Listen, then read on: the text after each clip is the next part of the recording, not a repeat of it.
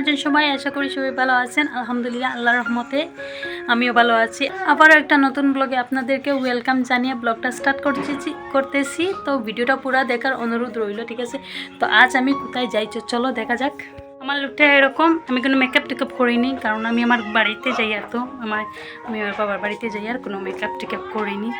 Just lipstick একটু লাগাইছি, আর কিচ্ছু না।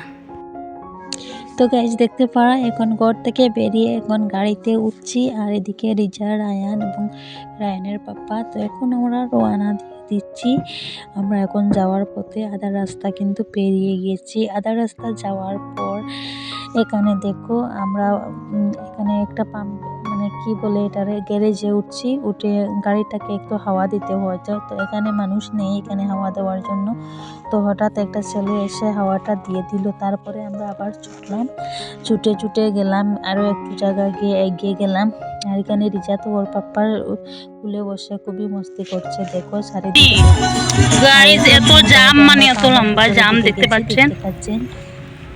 টাউনের ভিতরে যাওয়ার পর জাম কি বলবো, এত লম্বা জাম, যাওয়ার কোনো নামই নাই। এত গাড়ি দেখতে পাচ্ছ, চারিদিকে এত গাড়ি গাড়িটা কোনো দিকেই ঢুকানোর কোনো লাইনও নাই। তো এখানে জামে আটকে বসতে হঠাৎ মনে পড়লো যে আমরা দোকানে যাবো, এটা শপিং মহলে। তো এখানে শপিং মহলে এসে গেছি দেখো, আর এসে কিছু কেনাকাটা করবো আর কি। তো কাপড় এখানে রায়ান রিজা খুবই মস্তি করছে, আর এখানে একটা বা দুটো শার্ট কিনবো। তো এখানে শার্টটা কেনা হয়ে গেছে এবং ছেলেটা কাউন্টারে নিয়ে যাচ্ছে দেখো। আর কাউন্টারে এখন আমিও নামছি, আর কাউন্টারে পয়সা টয়সা দিয়ে বিলটা দিয়ে আমরা আবার বেরিয়ে পড়ার পর এখানে একটা ছোট্ট দোকানে আসছি কিছু খাওয়ার জন্য আর কি। তো আমি চারিদিকে দেখছি এত জাম, এত গাড়ি। ফাইনালি বাড়িতে এসে পৌঁছেছি বহুত পরে, অনেক কষ্টের পর জাম থেকে এসে।